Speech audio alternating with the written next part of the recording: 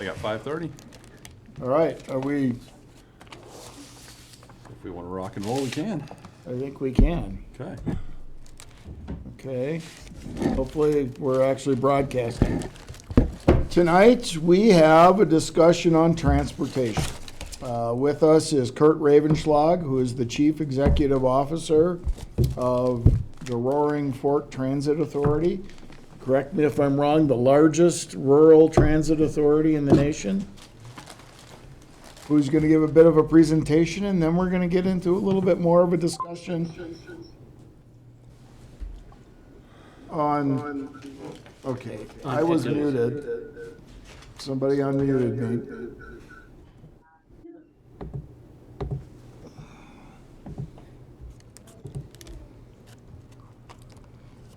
Okay, hopefully.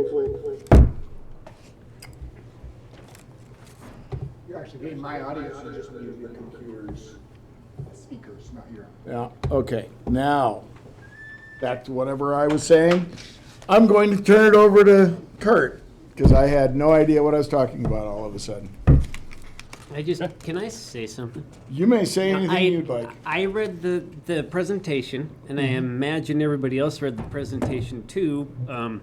I just don't want to have this presentation take up all the time and not have any time to talk about the real important issue is, the hogback route. We'll get there. I can go through it pretty quickly. Okay. So I'll skip over some stuff that's. I'll try to hit the pertinent points as it relates to, I think, what folks are most interested in. Well, good evening. Thank you for the introduction, Jim. So Jim asked me here tonight to talk about RAFTA and talk about the issue that we're currently facing regarding the funding of the hogback service, the portion from Newcastle to Rifle, which is a key distinction we've been trying to make because some of the recent media coverage is making it sound like the whole hogback is possibly going away, but the only portion at risk is the portion from Newcastle to Rifle. So I'll go ahead and jump in this presentation quickly and we'll try to run through this. Just real quick on what RAFTA is. RAFTA is organized under what's called a Regional Transportation Authority. This was a state statute back in 1999, I believe, that allows communities, municipalities, counties to organize to provide transportation services. So through a vote of the electorate, they're able to organize and join to create this authority that has taxing authority. It has the powers to finance, construct, operate, and maintain transportation systems. So within Colorado, there's several RTAs, not a lot, but there's about 5, 6. And some of them are focused on providing transit service like RAFTA does. Others, like the one in,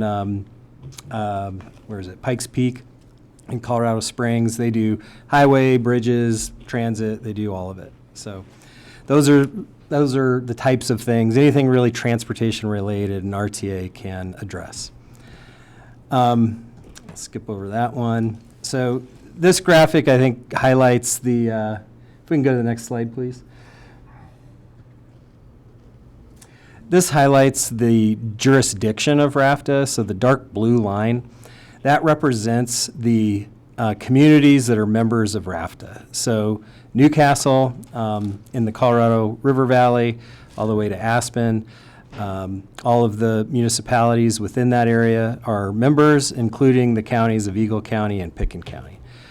The service from Newcastle to Rifle has been historically provided for, I want to say, the last 23 years through grant funding from the county. So the county has provided the revenues for RAFTA to be able to provide that service all the way out to Rifle. This slide is just a little bit about RAFTA. We can keep going. Go 2 slides forward, please. This is just our ridership. So prior to the pandemic, if we had one more year on there in 2019, we had 5.2 million riders. You can see when the pandemic hit, the ridership significantly dropped. We've steadily climbed back out of that over the last 5 years, and we're almost back to our pre-pandemic ridership levels. So these next two slides, 2 slides forward, please. I'm making this challenging for you. So these are how services are administered. We have members, so what members of RAFTA receive. So we have regional transit, that's, we have our Velosa RAFTA that operates in the Roaring Fork Valley. We have the Hogback service in the Colorado River Valley out to Newcastle. And then we have a few grandfathered services that back in 2020, when RAFTA became an RTA, the previous iteration of RAFTA, which was organized by IGA, Intergovernmental Agreements. So it was just the communities coming together through an IGA to deliver transit service. They didn't have taxing authority. The revenues came from the municipalities or counties. At that time, they were providing service up to the Maroon Bells. There was a senior van in Picken County. There was a Woody Creek service and a Carbondale circulator. Those all got grandfathered in when RAFTA became an RTA and considered part of the regional system. We also own a 40-mile rail corridor from Glenwood Springs to Aspen, which currently is used for a recreational trail. We do, though, have future plans to utilize that for other transportation modes. And then there's various infrastructure projects that will help member communities out. Most recently, we did a underpass in Glenwood Springs at 27th Street. Now, the next slide is purchased services. So I highlight this because this is kind of where our conversation is kind of been going over the last few months. And this is honestly how the Hogback from Newcastle to Rifle has been provided for the last 20-some years, is that the county has purchased this service from RAFTA. So, as I mentioned, that's one of the scenarios is the Hogback from Newcastle to Rifle is purchased from Garfield County. All the local transit service in the city of Aspen, Glenwood Springs, and all the skier shuttles we provide, those are all purchased services by contract. Our paratransit, so Garfield County, the Traveler program, that's a Garfield County program. They contract with RAFTA to provide those services. And we do the same with the paratransit in Aspen and Glenwood Springs. This next slide, this just kind of shows order of magnitude of number of trips each day. So from Glenwood Springs to Aspen, there's 222 daily trips. Newcastle to Glenwood, 46, and Newcastle to Rifle's 22 daily trips. So you can kind of see that most of the RAFTA resources are in the Roaring Fork Valley. It starts to diminish as you move west, and that has been one of the largest complaints that we receive from existing customers on the Hogback is they want more service. We'll go ahead and skip past the ADA Traveler. Here's the RAFTA 26 budget. In 2026, our revenues were $95 million. Our expenses were $90 million. Most of our revenues come from sales and use tax. Our service contracts, so the purchased services I was just describing, that's about 20% of our revenues. And property taxes, another 19%. And our operating revenue, that 5%, that's our fair revenue. Go to the next slide, please. This represents the membership by jurisdictional boundaries of RAFTA. You can see that Picken County and Eagle County kind of make up the largest mass of area of RAFTA membership.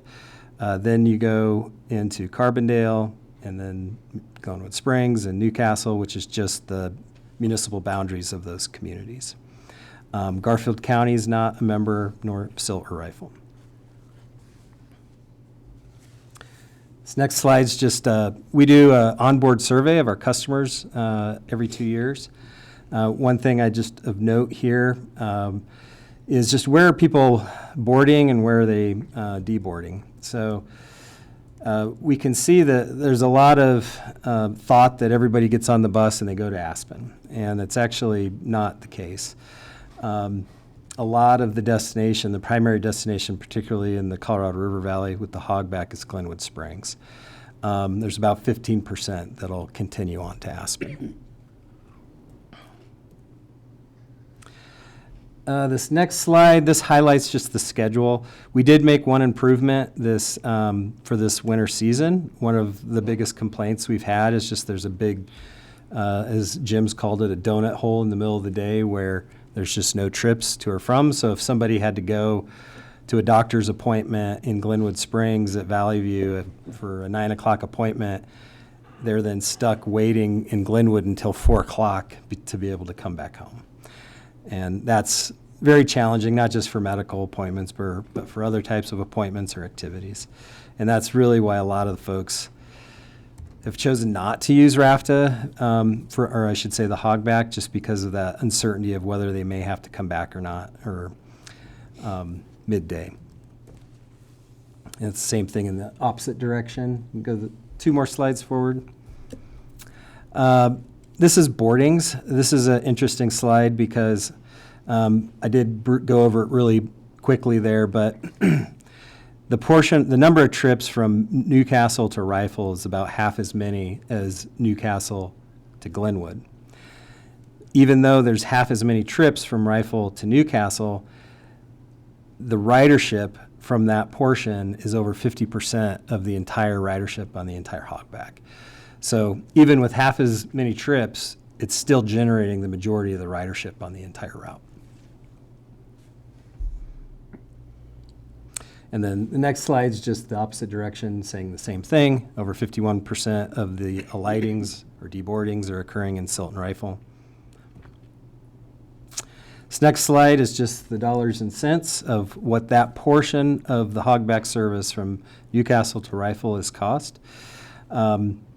At one point in time, the service was around $750,000 to $800,000, and the funding that the county was providing, this was pre-pandemic, was covering the full cost of that service.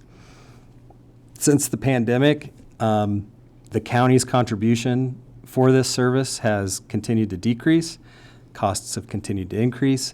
We've seen a larger gap year over year, which RAFTA has picked up for the last 5 years. In 2025, I believe that was about 200-some thousand that RAFTA covered. And as you can see in this slide here, the shortfall for 2026 between all the contributions was about $518,000, which RAFTA picked up for this year. So this is where we're at. Now, the issue that is in front of us is Garfield County. We were lucky to get the $250,000 that they provided for 26.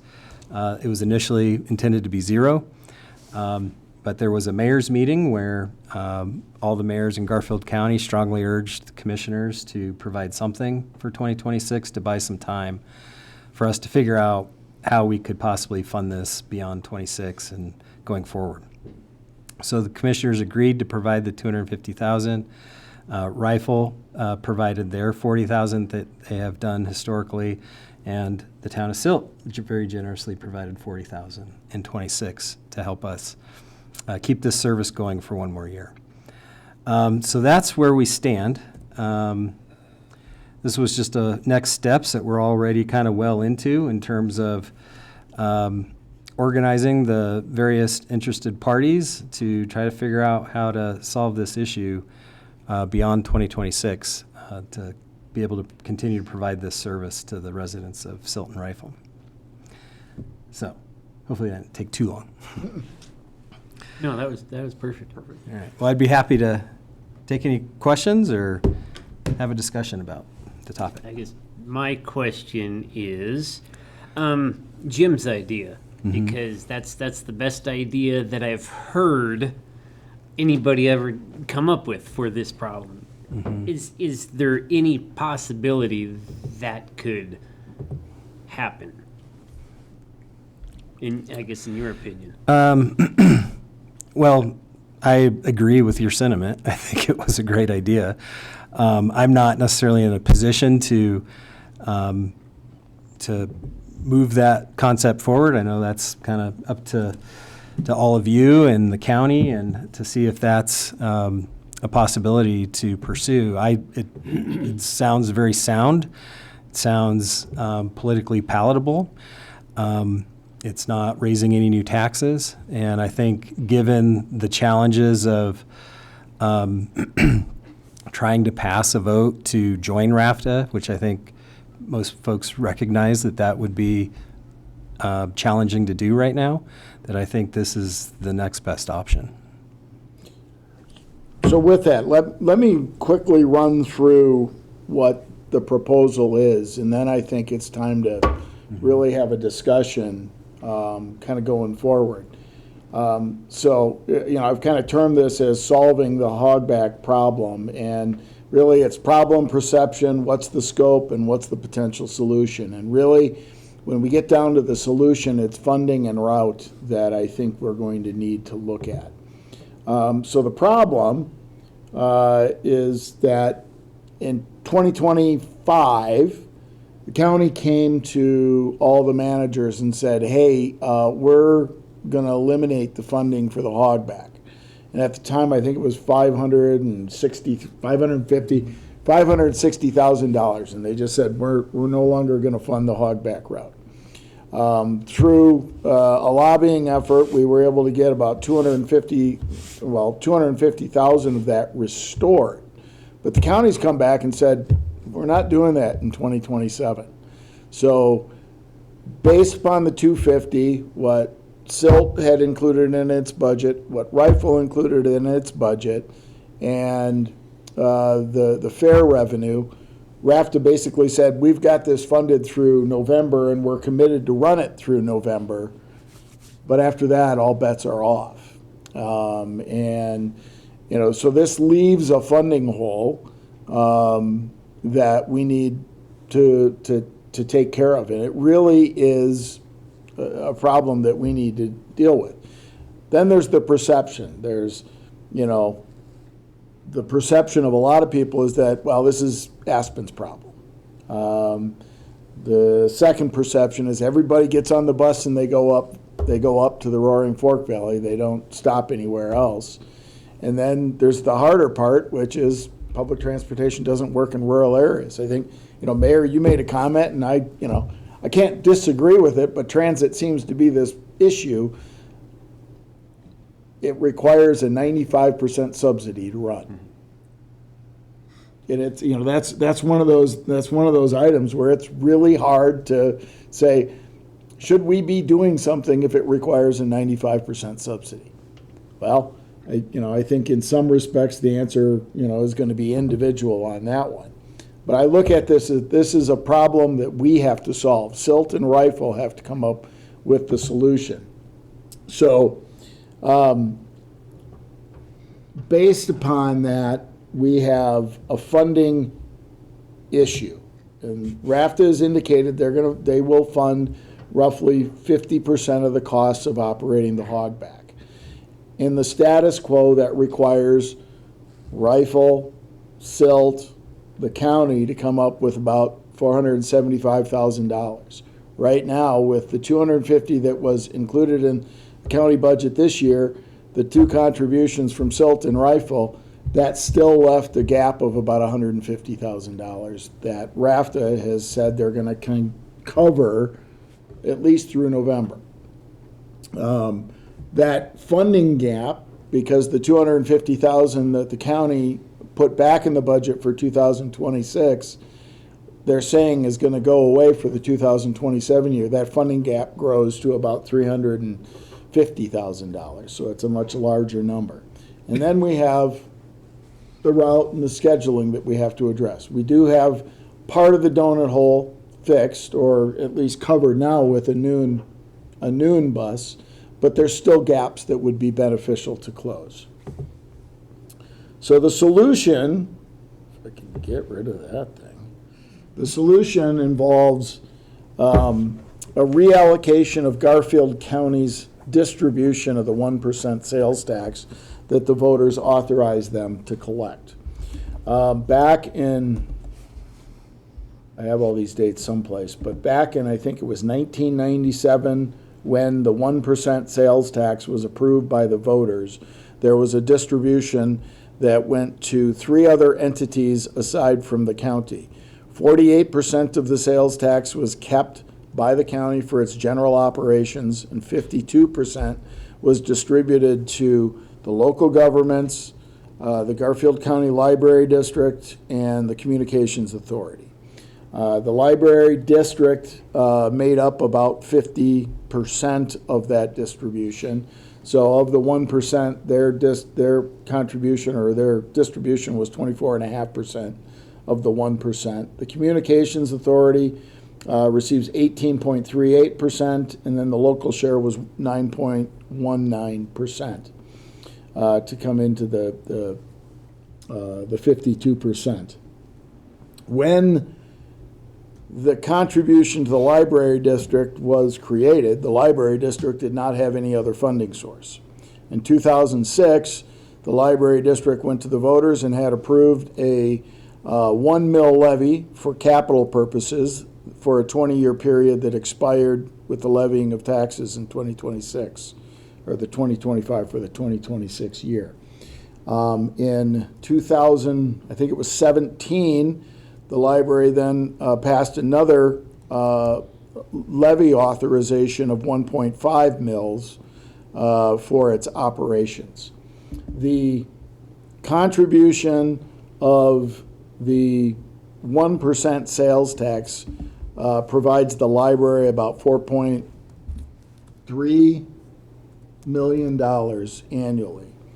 The proposal would be a reduction in the local share of about 0.7% and a reduction in the library district share of that distribution by about 10.3%. So they would drop from 24.5% for the library district down to about 14.19. That amounts to about a $1.8 million reduction in the library's funding. That would then be created into a transportation initiatives fund that would not only fund a portion of the hogback route, would cover the parachute transit system, and would cover the traveler program in its entirety, and that would also provide a rebate to the RAFTA members community for their local transportation initiatives. And that would be the $1.8 million distributed. It would require both Silt and Rifle to agree to contribute additional dollars to the hogback route to RAFTA. It would be an increase of our contribution to $15 per capita. Currently, with the $40,000 that was included in the budget this year, that amounts to about $10.80 for Silt currently. So there would be a slight increase. For Rifle, the increase would be rather much more significant because they would be going from about $3.75 per capita up to $15. Part of this is that RAFTA would fill the midday service gap, probably adding additional, and that we would also look at to potentially modify the route so that a bus would go by the airport, CMC, Grand River Health, as well as Walmart and all the retail areas south of I-70. And then RAFTA would agree to basically continue covering the service at about 50%. This could be done with 2 ballot questions. It has to be done with 2 ballot questions. One would be a county ballot initiative that could be put on the ballot that would state, without raising taxes, reallocate the county sales tax to create that transportation initiatives piece. But then it would require the library district for their, to reauthorize their 1 mil levy for operations and capital. They would need to go for a reauthorization.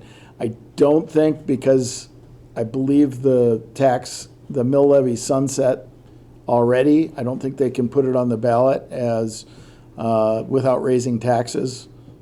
But that's a legal question, and it's outside of my wheelhouse. So really what it would do is, on the county side, it would reduce about $110,000 local distribution.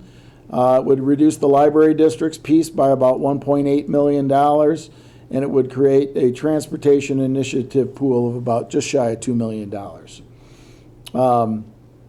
That would, then be distributed and used for these purposes.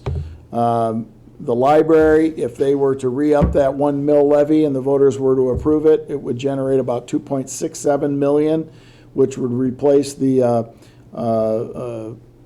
amount that is, being reduced from their allocation, which is about $1.8 million. So they would still have about $800,000 annually to be spent on capital initiatives. So a couple other benefits.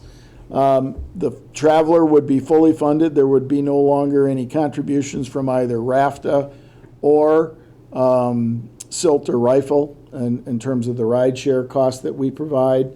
The RAFTA member communities would get that $20 per capita rebate for their individual transportation initiatives. It secures a funding source for the Parachute Area Transit System, and it also frees up some budgetary room in the county's budget, because the Hogback, the Traveler, and the Parachute Area Transit System are all funded out of the 48% of the sales tax, the 1% sales tax that the county retains. So it would free up some dollars for them to spend in other locations. So kind of the next steps, this is throwing it out there for us to discuss further tonight. But the next step would be a formal board resolution recommending the plan. Rifle would need to adopt something similar. We would need to present this to the Board of County Commissioners. While I've had a conversation with the library director, Jamie LaRue. I would assume that I would be wearing a flak jacket and going and visiting the library board. And then we would also need to present this to the other Garfield County communities so that there would be enough support basically to say, hey, go ahead and do this reallocation. Put it on the ballot for the voters to choose. I would assume that the Chamber of Commerce would be a key player in terms of getting the word out, and then in this, at least in Silt and Rifle, running the campaign to get people to vote for the proposed plan. So that, in a nutshell, is what is being proposed, without going into any more gory details.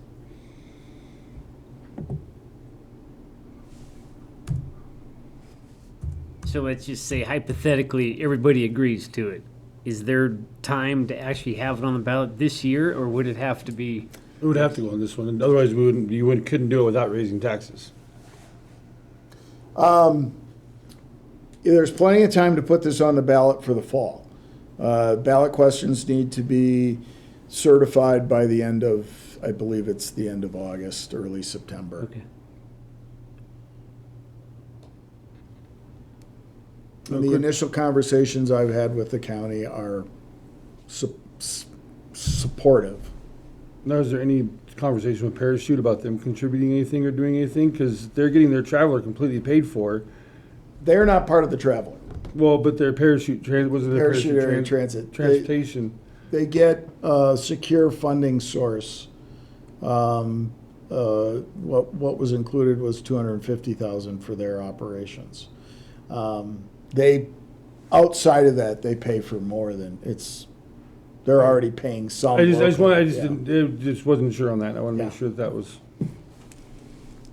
Could you explain a little bit more about the RAFTA member rebate you were talking about? Is that just in the Garfield County portion of members, or would it be the entire RAFTA membership? It's just the RAFTA members within Garfield County. So Carbondale, Glenwood, and Newcastle would Correct. be eligible for that? Okay. Correct. And the purpose of that is that the sales tax is generated countywide.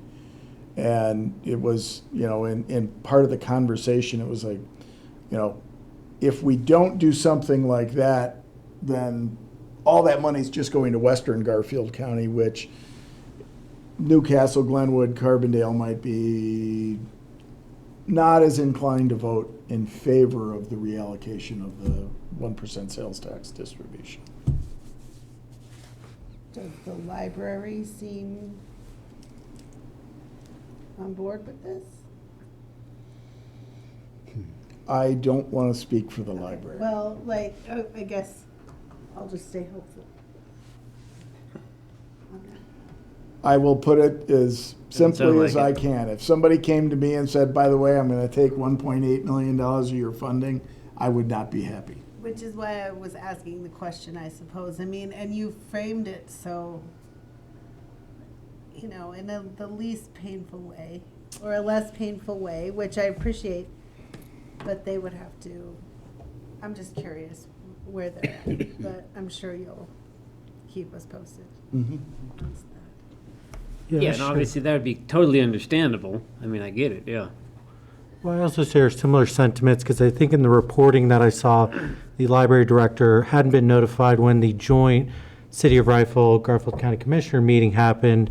And unfortunately, that meeting was not publicly posted as well. You had to go through a core request because I myself, trying to, stay up to speed in the conversation, didn't immediately have access. So I think this is great because this is the first coherent presentation I've seen that is in the public sphere, so more people can be aware of it.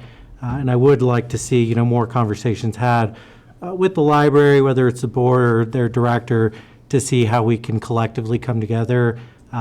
Because I think anything like this will be critical to have their support.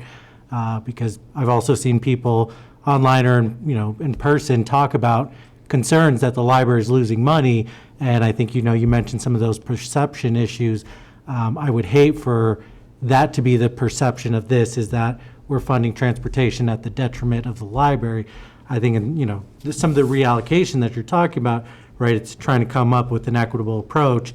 And so I'd love for that to be a collaborative effort with them, with RAFTA, and with the municipalities and county, versus feeling like it's combative in a way, us versus them, trying to find one versus the other, because I think both are worthy issues, right? Both are right versus right. There is no wrong, and I don't want it to be a zero-sum game type conversation. So those are just, after hearing this and some of the work and conversations I've had, things that, I'd love, as we move forward with it, to try and address. Yeah, I already saw the post on Facebook made by someone whose name shall not be mentioned. But it was weird because I saw it, and I scrolled down, scrolled back up, and it was gone. So somebody must have told them to get rid of it, would be my guess, because it disappeared, which I was happy. But In the presentation, part of this, the slide just says 5.1 million riders. So a person that gets on it, Silton goes to Newcastle, that's a rider, right? Right. Why don't we just charge the riders another 25 cents and bring in 1.3 more million dollars in revenue? Increasing the fare could be something that's looked at. It's usually not a one-to-one. There's an elasticity effect of you increase the fare, there'll be now some people who don't ride because of the increased fare. But that's something that could be looked at for sure. I could see if you were doubling fares, if you're tripling fares. Mm-hmm. 10 cents covers 500,000. I don't know how many people are going to say, I'm not going to ride the bus over that 10 math cents. doesn't sound quite right. I can't do that on the fly here, but 5.1 I think it million would. riders times 10 cents. is Well, 500,000. 5.1 million is the entire RAFTA system. The portion that we're talking about for Hogback is, so from Rifle and Silt, that's about 100,000 folks. And that's the portion that's outside of the RAFTA jurisdiction. So RAFTA has committed that we'll provide 50% of this cost of the service that's outside of RAFTA jurisdiction, because Rifle Just Rifle alone, it's the largest city in Garfield County. And for Rifle to not be connected to the broader region by public transportation creates just that much stress and strain on the rest of the transportation network.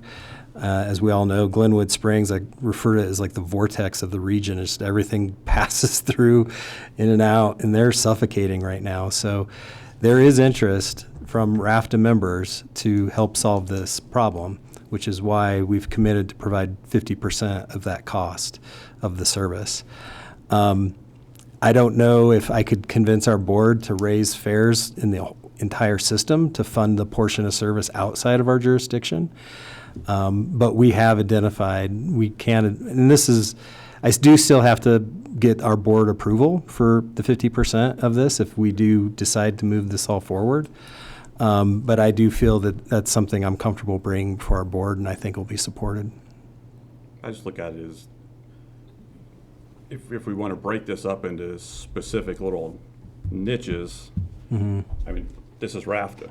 RAFTA covers the whole thing. So most people that are in a business don't go, I'm not going to charge more here, but I'm going to raise the fees here. It's kind of a, it's a different perspective. RAFTA is a business. At the end of the day, RAFTA is a business. Well, you know, I have a board of directors, and their goal is to get people out of their cars. That's the business, is how do we get people out of their cars and travel differently? Because our transportation system can't support everybody driving. So that is the business. And it's just like any other service, whether it's our streets, our fire, our parks, our police, it's all subsidized. And this is a public service that's being provided, and which is why it's subsidized. So it's the philosophy of how you approach the conversation. Some people approach it in a way as, hey, we're trying to move people, we're trying to incentivize people to get out of their cars and travel differently, because it's much more expensive to build a transportation system to support everybody driving. So that's why increasing fares has not been a priority of the RAFTA board, because their priority is to try to reduce barriers to using transit versus increase them. And you said in 2019 the ridership was 5.2 million. Were you seeing in the years prior to that it was a 2% growth as well? Have you returned to normal? And then you also mentioned that the Silt Rifle makeup of that is 100K. What has been the growth of just that specific segment over, say, 2023 to 2025? Do you know that off the top of your head? I don't, but I can say that I know that the hogback in general had the most growth of any of our routes within the RAFTA system over that 5-year period. Okay. It was double-digit growth annually. And I can provide more specific information to you. Thank you. And then you also mentioned the Rio Grande and future potential uses there. What potential uses would you guys be considering, just to have an understanding of all the type of transportation offering that might be coming kind of in this entire region? Well, at this point, so starting this year, we're embarking on our first master plan, so comprehensive plan for RAFTA, which is going to set hopefully a 20, 30-year vision for RAFTA and how we're going to continue to meet the needs of this region. We're, at this point, not eliminating any ideas. So right now, we'll still be evaluating rail. We'll be evaluating how we can continue to facilitate bikes and pedestrians, possibly separate facilities for e-bikes, because that's becoming a big conflict on trail systems. We're looking at possibly having areas where the bus could utilize sections of that corridor to bypass traffic, like Glenwood Springs. Right now, driving the bus through Glenwood Springs isn't benefiting anybody. So we're looking at ways where we can use that corridor to, because we want the transit to be competitive. And that corridor is a potential outlet for demand on Highway 82. And we want to extend trail services to all our members. So we're also going to be looking at Lova Trail, which would extend out to Newcastle and beyond. So we're really keeping all of our options open right now of how we can help maximize the transportation infrastructure that we have in this region, which is extremely constrained. So we have to get creative in how we move people. Thank you. So just I'm curious, on a side note, so if you use the railroad corridor through Glenwood, would the bike trail still remain? Yes. Okay. Yeah.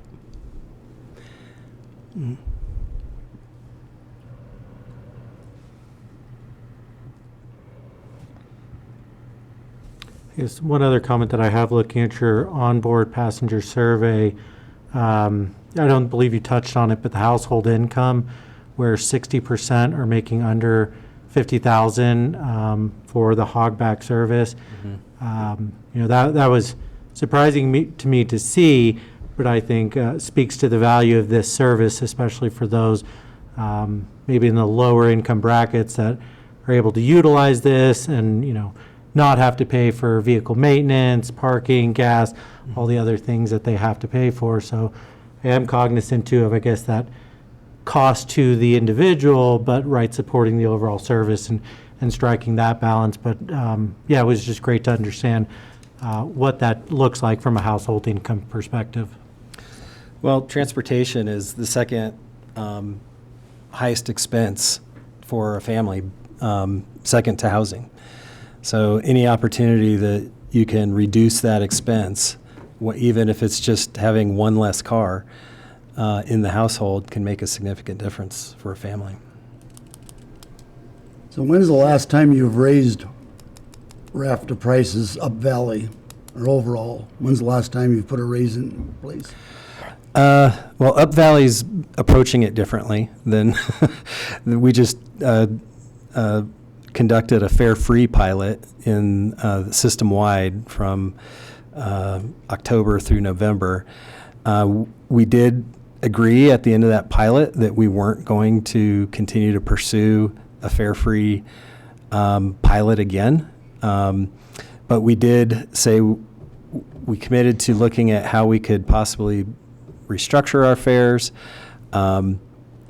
make them a little easier for folks to understand and navigate, and looking at employer pass programs to where a lot of these employers who are relying on their employees to access work by transit, if there's relationships we can establish with them to help offset some of these costs too. I mean, I guess I'm just, like you say, raising fares across the board. It's a business. I mean, I'm just thinking out loud. My homeowner's insurance went up 22%, and I got told I'm paying for the fires in the Front Range. California, yeah. So it's a big, So Yeah. I think I do think there are some creative ways to do fare things. I don't know how many people have been to Europe, but when you buy a rail pass, you buy it for, Yep. a week, and you can take whatever train you want Yeah. in a month, or it's, And that's definitely what we want to look at, is how can we make there be more fare options? Because right now we just have season passes. We have pay for your direct fare for your ride. You can get a season pass. We just don't have a lot of options for folks. And I think if we can create more options, like we don't have an annual pass, I think that would be attractive to a lot of folks to be able to have an annual pass and they don't have to worry about it every season. So yeah, I think there is opportunity that we could even increase revenues through restructuring. potentially through restructuring. What does a trip Silt to Newcastle cost? Silt to Glenwood is $2.25 if you do it through the app. Because I ride it into Glenwood a couple times a week and then drive home with my wife. We'll go in, and that way we don't have two cars in town to come home, because it doesn't make sense if I want to go to the pool with her when she gets off work in Glenwood. Me drive a car to Glenwood with her and then drive two cars home, so I just take the bus in. And yeah, I use the app that's on the phone. I would definitely suggest advertising that a lot more if people can do it, because like even for your kids, because like when my kid was doing it, I could put money on his app but not save my card on there, so he couldn't just add more money when he wanted, but he had access to it where Yeah. he had it just for bus fare. And those type of things are convenient. They work well. I think when we start talking about raising the overall rates for the whole system based off of the needs of Newcastle and Silt, or Rifle and Silt, it gets a little sticky, because we talk about Up Valley being cheaper or free, but they also, those counties choose to donate or to provide a lot more funding than what Garfield County is providing. So to increase and also because technically we're not members. So it'd be like saying the membership should pay, and I don't want to make their argument for them, but that's kind of how I see, I'm sure that's how they see it to an extent, is you have people that aren't members that they're trying to provide a service for, but yet we're wanting them to charge their members more to take care of people that don't want to be members. And that's a tough argument. How full are your buses from percentage full down valley compared to up valley? Is up valley a lot fuller? I mean, the more. Yes. Yeah, we're currently struggling to meet demand. We just this winter season, we put in 8 more mid-valley trips, because what will happen is, and it's really kind of due to Western Garfield County, is people will come in to Glenwood Springs and park in Glenwood Springs to get on the buses to go up valley, and those buses are full leaving Glenwood Springs. So by the time they get to Carbondale, Basalt, there's no room. So we're putting mid-valley trips in to try to help address that. So we're inserting buses mid-valley so that they can have a bus and have a seat, but those are full as well. So we're going to continue to have to increase our service in the Roaring Fork Valley in general, because it is at and beyond capacity right now. And that's a struggle because there's a lot of planning and work happening in the Upper Valley, Mid Valley, that is going to increase demand on RAFTA. And we're already at capacity, so we're trying to figure out how we're gonna address that.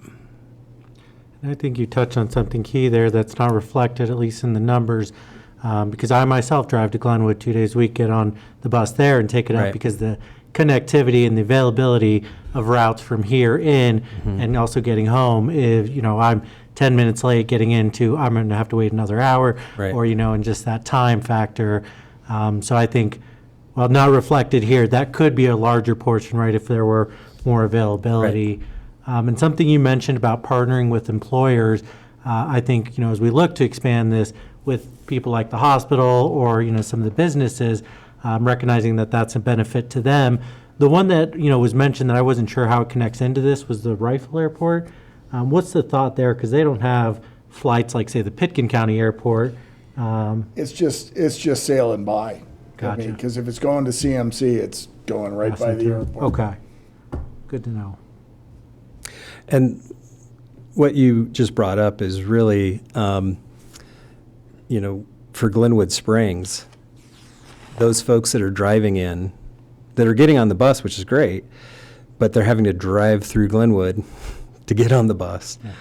And that's just compounding their challenges in Glenwood. So that's why they're motivated, and that's why I know a number of the RAFTA member jurisdictions are motivated to, particularly for, you got Rifle, which is the largest city in Garfield County now.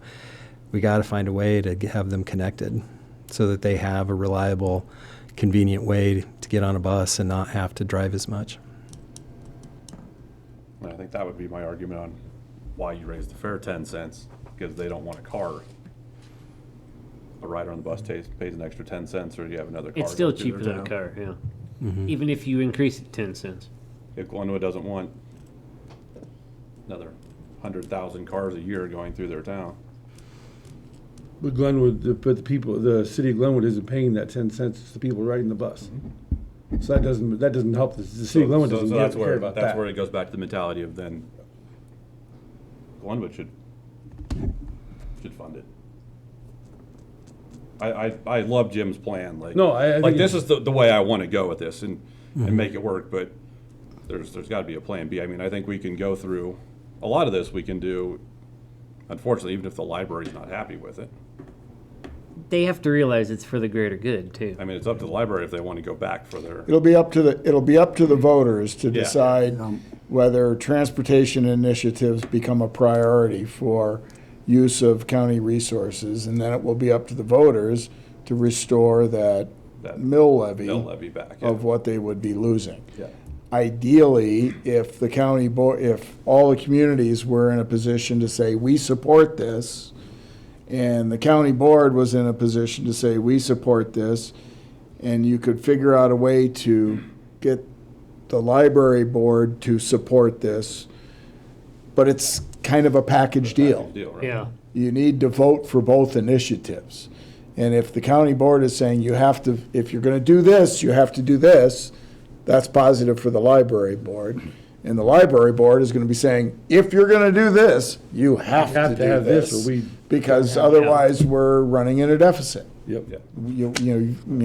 And I think from a global perspective in the county, I think transportation issues are probably higher on the priority at this point than they were in the past. Yep. I think it's also worth noting that the library has certain reserves such that this shift doesn't represent an existential threat to their existence the way that it probably did back in 1997 or 2006 or maybe even 2017. I can't speak specifically to them, but I don't recall the amount of the reserves or if it's okay to say out loud, but it's substantial. And they could tap into those in the near term if needed. I'm not saying it gives us a free pass, but it's contextual information that we should have while we're thinking about this and discussing it. The library is not under an existential threat to its existence based on these outcomes. No, It just isn't. it just isn't, yes. And that's a pretty big shift from the position it was in back when the mill levies were passed. That's right. I think transportation is more of an existential threat at this point. I want to go back to something you said earlier, Chris. Let's consider the reverse hypothetical. None of this happens, and the bus shuts down. We've got 1,200 plus houses potentially being built in Silt over the next decade, at least 2 cars per. What do those outcomes look like? Maybe RAFTA chooses to raise rates, but can they do it? Can they raise rates enough using the more purely capitalistic perspective to offset the fact that neither of those initiatives goes through? Let's examine the opposite hypothetical, which is none of this stuff happens. We say no, or Rifle says no, or the voters ultimately say no. Maybe Garfield County Commissioners change their mind, whatever. If we don't solve it now, even if it's not a perfect solution, what are we going to do in 10 years? What are we going to do in 15 or 20 years when now we've got to restore a service that was maybe turned off or reduced substantially for business reasons? I don't know that we're going to have a better place in time, even though it's not perfect. I also don't think this is a permanent solution. I think this buys us, let's say, 5 to 8 years till we probably need to have an official ballot initiative to join RAFTA. I think that this is an interim step to get us to that, much like the $40K we committed to spend in 2026 was an interim step to get to this series of discussions. Keep the lights on. The next one is to keep the bus running and growing, to validate its usefulness as our population increases, as our business community diversifies, to show the viability of the service and let it continue to evolve and align with the strategic planning of Kurt and team. Then we go to the voters with a ballot initiative that says, now we need to join RAFTA. Because now we've validated the service. As of now, we have, but it's anecdotal. Mm-hmm. It hasn't been really a thorough examination of the ridership. Do you know how many RAFTA employees live in Newcastle or Rifle? I couldn't give you a number, just anecdotally, a lot, and myself included. And we're making organizational plans around that fact that the workforce of RAFTA is probably going to be primarily located in the Colorado River Valley. So historically, our hub of operations was Aspen, and that's extremely difficult to try to get a workforce that lives in the Colorado River Valley to Aspen on a daily basis. The problem is a lot of those folks are the ones driving the buses, and they Take-home buses. Take-home buses. Take-home buses. Like the chef who doesn't want to cook when they get home. Why don't you ride the bus home from your job driving the bus? So we've intentionally been moving our operations to West Glenwood and making that more of our hub now. And we're even evaluating options of going even further west with activities that might better align with where the workforce is, such as vehicle maintenance. And, maybe we have a vehicle maintenance shop out in this area where commute times for our workforce is much less. Because that's probably one of our biggest challenges is hiring a mechanic that we got to send to Aspen. They don't want to do it. Even if they could ride the bus, they're still spending 2 hours of their day getting to and from work. Right. Darn near. Maybe not quite, but almost. One thing we need to think about too is the big picture down the road is how many discussions have we had, keep people, get jobs down this way so they work here. I mean, I'm just saying, we've been talking and talking. That's one of the big pictures there too, if people don't have to, if we can somehow, I mean, it's not tomorrow, but it's just something we've talked about. Having industry or something down here in Rifle and Silt where they stay and work here, don't have to go belly. I think We've talked about it, so. one of the drawbacks of living here is that it's isolating unless you want to drive, So, I mean, I would love to ride the bus more if it was more of an option. So I think for me, it's like a enhanced quality of life kind of a thing. Yep. And I do have concerns about our little municipality having to put more than, more strain on our citizens. Like, I think that's the concern is, could we figure out, so I appreciate the thinking about partnerships with businesses and things like that to where we can, because we, you see on the map when the county is a member, then it sort of engulfs you. Whereas we're kind of out on the Yeah. outlier. And so that's my concern is just not, like, I want us to pull our weight. And I appreciate the 50%, matching thing. And so I think it's just that, I empathize with any concerns about our little town having to bear more than we can potentially, so. Well, I think the folks that have been involved in these discussions have been sensitive to an equitable approach, not necessarily equal, but equitable, to where the means of each entity is considered when contributing. So, and I know that's something that Jim, with his proposal, was very mindful of. Yeah, because right now it's 40,000, and then next year, if Jim's idea doesn't pass, then every year our contribution is they're gonna ask to contribute more. Just, kind of background, based upon RAFTA's survey numbers of the ridership from Rifle to Newcastle, or getting on the bus in Rifle and getting on the bus in Silt, 18% of the ridership is from Silt. 82% is from Rifle or Parachute or wherever. When you consider our shortfall under the current operations is $475,000. 18% of 475, $500,000 is $90,000. That would be our contribution if we were fully funding this. Yeah, and I think a lot of citizens would ask us why. Rifles is going to be significantly greater. But I do think that our money is more effective potentially pooled together versus, like, I think Derek, Trustee Hanrahan had said, the 40,000 wouldn't even get us a van, really, so. Can you even buy a new car for $40,000? I don't know if you can. Maybe a used one? You gonna put? Not that can haul a bunch of Are you people. gonna Not put one 40 that's you're people in allowed it? to carry passengers on, right? So. Clown car. Yeah. Yes. No, So- because of the amount of ridership and because you're saying the buses from Rifle to Newcastle or whatever aren't full all the time. Have you guys looked at possibly doing a lower volume bus that could run more often and through from like Glenwood to the mall, and then but people getting off and getting on buses can cause challenges, because if one bus is late because of an accident or something, then the next bus can't just wait. Because I was on the bus one day and this guy was like, well, I left my wallet on the bus and I have to ride the bus up there to get it. But now this bus was like, well, they need to hold that bus for me because I can't miss it. It's like, okay, but it doesn't run because of you.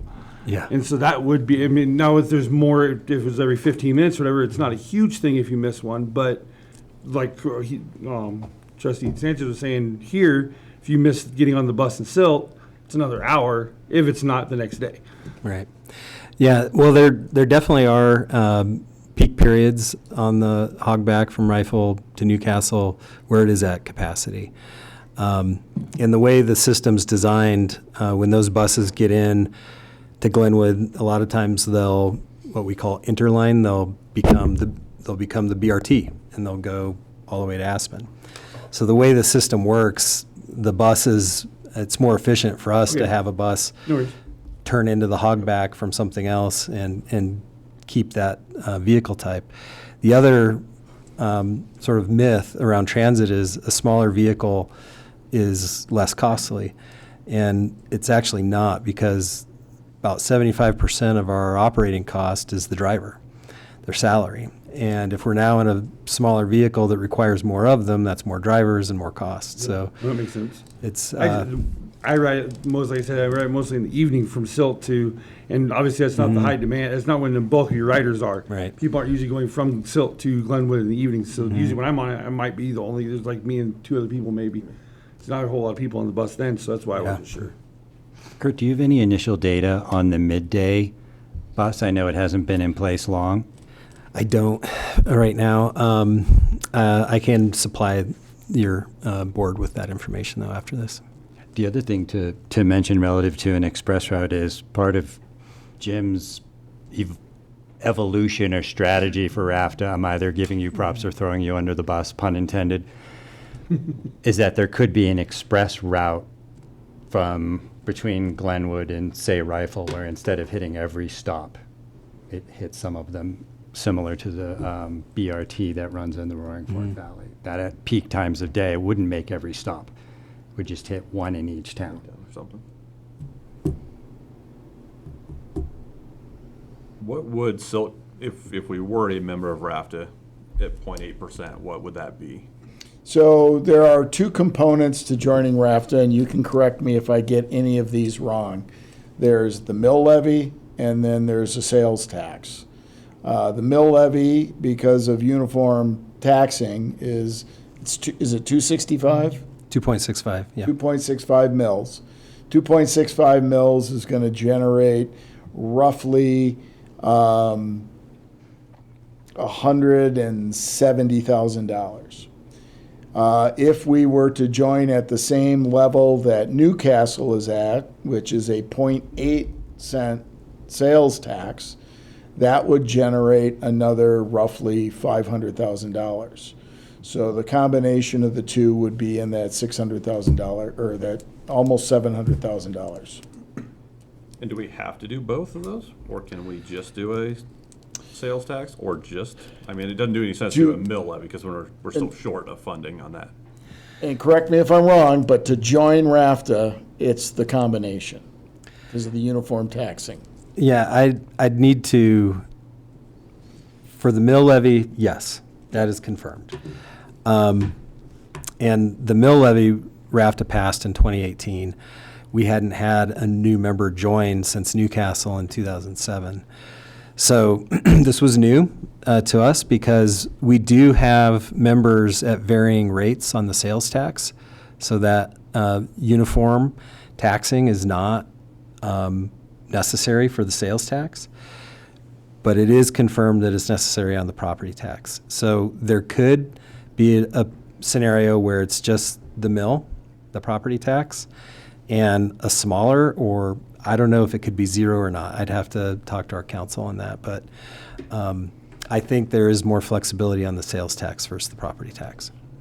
Well, that would make sense, like for a community like Silt, if we did the mill levy but not do the sales tax, then that might be more palatable to the voters than having to pay both. But then Rifle, because of the size of Rifle, if they were to do both, then you guys would be pretty much, I mean, if Rifle were to join with even a minimal sales tax and the mill levy, that would most likely cover the funding shortfall plus some, and you'd be able to provide much more service. Yeah, and if the gentleman operating the slides could go back to the map of the region, if they're still listening. I saw the cursor move, so. There you go. That graphic is pretty reflective of the revenues to fund RAFTA. So about 75% of our funding comes from Picken County. And that funding is supporting the operations within the entire RAFTA jurisdiction. So you can see that, the revenues generated out of Carbondale, Glenwood, and Newcastle are much smaller than what's being generated out of the Picken County area. So Newcastle, their taxes between sales tax and property taxes, maybe around $700,000-800,000, but the hogback service in total is about $4 million.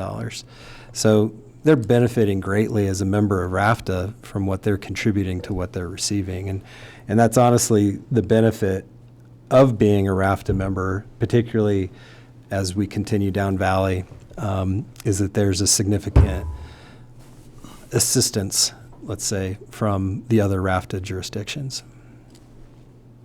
So, say Silt becomes a member of RAFTA, and 5 years from now, RAFTA's in a position again where funding becomes an issue. Does Silt lose its service? Or is there a requirement when we join of what we're going to get? Well, I think we would want to have a plan for what you would get, for sure, and that's something that I've spoke to Jim about, that this planning work we're doing now, we may want to lay out what a plan could look like for Silt and Rifle if they ever were members of RAFTA. Because I think anytime you're voting on something, you want to know what you're getting for it. And I think that would be a necessity if this was ever taken to the voters. So, and hopefully it would be attractive enough of a service that people would want to vote for it. And I think it would look different than what we see today.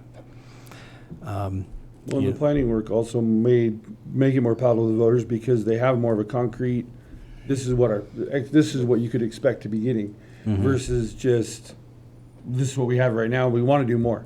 Right. Just saying we want to do more versus, okay, this is actually what it's just like for the town of Silt with us, with our master plans that we have for all of the water and for all the different things. It gives you that roadmap, and it's easier to get somewhere when you know where you want to be. Right. It's easier to shell out the money if you can actually picture what you're Which one you're paying going to for. get? I just worry about 5 years, 2 years, whatever. We go to become a member of RAFTA, and we get told you're going to have 8 buses a day. And then 5 years after that, RAFTA's in a financial situation. And now they go, oh, we're cutting back. Now you guys get 2. Like, the citizens voted to get 8. Now they're in a position, now we're down to 2. What protection is there for citizens to still be taxed and paying this money and lose service? So I think RAFTA is going to, unless something changes, this is going to be a repeating. Well, I can say that hasn't happened for any RAFTA members, to my knowledge, to where we've reduced what the service that they're receiving. If anything, it's continued to increase. And that's really, I think, the model of RAFTA that a lot of people have commended RAFTA on, is that the board itself is made up of elected officials from each jurisdiction. And when they sit on that board, they do take their hat off of their local jurisdiction and they put on their regional hat, and they make decisions that are best for the region. And the funding that comes into RAFTA, it's one big pot and it's shared. So I think if we were in a situation where there was a downturn in the economy or something like that was happening that created a financial condition that we had to look at reducing service, I think the board would look at how can we do this in a way that's not impacting just one member versus another member. So so let's say we joined or whatever and we passed a tax or mill levy. Would that just be for the people of the town of Silt? Because I know there's people that live right outside in the county. They come in and ride the bus every day. It would just be for the town of Silt.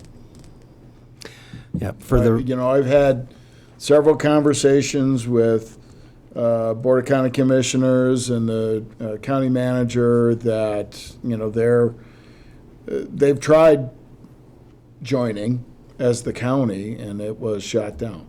And they don't, and they continue to feel like they don't have the votes to do that. And then, Mayor, back to one of your comments. This funding shortfall isn't of RAFTA's doing. It's the county, I mean, the county's pulling its funding. I mean, 2024, the county was funding the hogback at $550,000. This past year, it was, this year, or I should, 2025, it was $550,000. 2026, it's $250,000. And in 2027, what they're telling us is it's likely going to be zero. So we're kind of in this position of stuck filling that gap in some form or another. Now this, obviously the county is still using some of its taxing authority to cover it, but it's shifting what taxing authority they're using.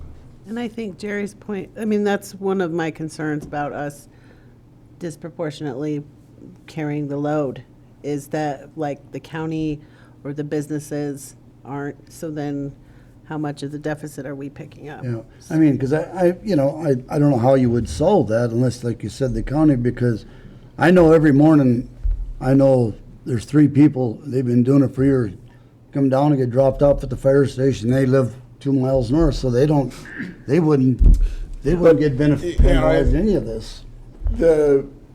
The beauty of the proposal is that it's utilizing the 1% sales tax to fund it, which means everybody in the county. Everybody would. Yeah.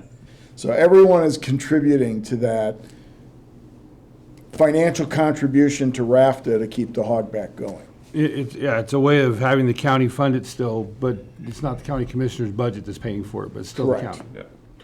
I think, what I'm hearing, what I'm also grappling with myself is this addresses an immediate need for the hogback, but then the other conversation, which feels like it's starting to bubble up, is, well, do we need to be on the board of RAFTA, right? There's a reduction of what the county would pass through to us. We're giving up some of that financial incentive, but not so much getting a voice in the service level or the approach. And so it feels like that's also, does that need to be in parallel? Feels like, yes, this is immediate, and there is, right, an end date in November, which we need to address. Seems like that's more of a pertinent timeline, but a longer conversation, when does joining RAFTA make sense? When does having a voice in part of that regional elected officials group, and the protections and services that come with that as being a member versus now kind of this pass-through funding, which we are contributing but aren't, and right, so that's definitely, I think, what I'm trying to grapple with is how does that second conversation play out? And at what point, do we start to talk about that? Because I think many people here have mentioned it as well. Well, I can say that based on these conversations that we've been having, the city of Rifle appointed Councilmember Alicia Gresley to be a non-voting member on the RAFTA board. So for the last 2 months, she's been participating in our meetings. I think the Garfield County, when they approved the IGA for the funding for this year, they requested the same thing, to have a non-voting commissioner participate at RAFTA board meetings. So I would extend that invitation to the town of Silt as well. Our board has to approve that, but I think they'd definitely be open to that. I mean, I still like Jim's idea, and I guess what are the next steps if we all decided that would be the route to go? The next step is, we're still having some discussions with Rifle. Rifle's raised some concerns about the cut to the library, and is there any way that it could be mitigated for a year? I haven't gotten there yet. But the next step is going to be formally putting something in front of the Board of Trustees for you to act on. A resolution saying, we're suggesting X, Y, Z. Then Rifle needs to do something very similar. Then it gets to the Board of County Commissioners. And that's the one piece that the county commissioners can control. The other piece is the library board. Gotcha. But yeah, and obviously we don't have a whole lot of time to decide what we're gonna do we? Well, I think. Not a significant amount of time. Yeah. I mean, I think this has to be baked by probably no later than May. And Trustee Sanchez pointed out, this, it's kind of two conversations that we're having. There's like join RAFTA, and then what do we do right now? So. I think Jim's plan is a good short-term solution. Yeah, that's, But it would be a short-term solution. I mean, getting membership at some level at some point would be better, it would be a better long-term solution, because then you have that voice, you have the vote, you have the involvement and all that other stuff. But really, the bigger thing would be to get Rifle to buy in. Now, maybe having a maintenance facility in Rifle might help them Maintenance facility in But I'm Silt. just saying, okay, but moving that down Valley would possibly make it easier for people to vote for that. It also, I mean, obviously, being able to liquidate land in Aspen, if you have substantial land in Aspen, and it would buy you 7 times what you have up there down here. I mean, but that's, again, it's only a one-time thing, though. It's not a year after year fiscal solution. And I think May, to me, seems maybe late to the conversation, because then there's a whole information and putting it out to the public, trying to have a cohesive coalition that is supportive, and given the broad, right from Carbondale all the way down to Rifle, the sooner that message can be crafted, put out to the public, and become clear what they would be voting on, right? And summer gets busy, people are doing a lot, sometimes you don't see it. And so I do think, you're right, May is probably the very end, but as soon as we can, it would be better just for that next step, because, you know, again, if we all agree, if it moves forward, great, then there's the whole getting that information to the public so they're supportive. My plan is to have a draft resolution in front of you on March 9th. Okay. It doesn't mean you have to adopt it on March 9th, but it's to get formalized Ball rolling. this discussion. sounds good. Is RAFTA in support of that plan? Yes, as I've shared with Jim, you know, our deadline to kind of know if, are we moving towards a solution to fund this for 27 is probably June, because we have to then start communicating to the customers that the service is going to be changing. So the more time we have to do that, we're hoping we won't have to do that, but if that is the direction it ends up going, we need as much time as we can to make sure all the customers are aware. And if the service ends, is there a date, exact? we're November done on? 22nd. And if all of this moves forward, is there any opportunity to continue that to the end of the year, where there be a lapse in service from November to January 1st, when, you know, if all this rolls through, that service would resume?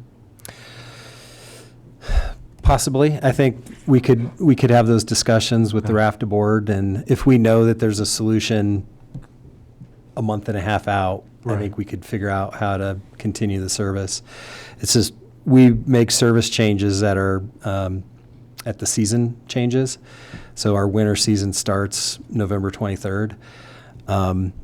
So that's why we had to answer these questions for the county commissioners just last week, where No, and that makes sense, yeah. we don't want to stop it 5 weeks into a winter season. Understood. So. Thank you. If the voters approved it, let's just say this, whatever, would that be collected in 27 or 28? 27. The mill levy too, or would that go to year after? I guess, clarify your question. Are you talking about joining RAFTA or this proposal to reallocate? The Joining counties? RAFTA. If we put on the ballot, you know, membership in RAFTA, which included the 265 mill levy and some sort of sales tax, I think are those two separate questions? I think they're two separate questions that have to be approved. They would both be effective January 1 of the following year. So the sales tax would start being collected on January 1. The mill levy you'd be authorized to levy that for the next year. So if, just as an example, if we put it on the ballot in 2026 and it was approved, 2027, you'd start paying all those taxes. Right, but they wouldn't collect until, wouldn't get paid out until 28 then, probably. Disbursements. No, the property tax would be paid out throughout the year. Sales tax is same thing. Okay, okay. So it would all start being collected and paid out in 2027. But I don't think, at least I don't want to speak for everybody, I'm not in favor of it this year going for a mill levy sales tax increase. I'm in favor of the reallocation. Yes, I'm in favor of the Jim's- reallocation, I yes. think if you're trying to put, I think if you, I'm in favor of us trying to join RAFTA in some way, shape, or form. I Yes. feel like it'd be good for the community. I think it'd be good in the long run. But I also feel like that trying to do that at the same time as doing this, that's where Too Jim's much. plan is great Yeah. in that it's a short-term solution to allow us to then get some communication and get some things and get a better plan of, and also to let them do their master plan so we know more of what we'd be getting. Good. And then at that point, trying to join. So that way it's not the same. Because if you were to put all of it on the ballot at the same time, you're going to confuse people and they're just going to say no to everything. Yeah, and I'm not, And I don't think that would, and it's, whether you're in favor of it or not, it wouldn't be smart. like Pro Tem Hanrahan said earlier, do Jim's proposal first, then that gives us time to prepare for the joining RAFTA second. Yeah, I didn't think that we were there. Yeah. I thought we were just sort of talking about it as a distant future Yeah, that was my thing, but understanding. yeah, right. But I also think we should talk about the non-voting member opportunity, just again, be Oh, I part of think that that's board huge. for future conversations. Definitely something I would like to pursue Pursue. at some point. Not that I'm saying I want to be that person, but that someone should be that person. Someone should be that person. Okay. So, you've got some direction? I'm Okay. ready. Kurt, I know, I've been a critic of RAFTA, but I do appreciate you showing up, Yes. having this conversation. Just personally, thank you for being here. Yeah, happy to do so, and happy to do it anytime. Okay. Thank you. All right, thank you. Yes, thank you. All right, we'll take Thanks, like an Kurt. 8-minute recess and then start the regular meeting.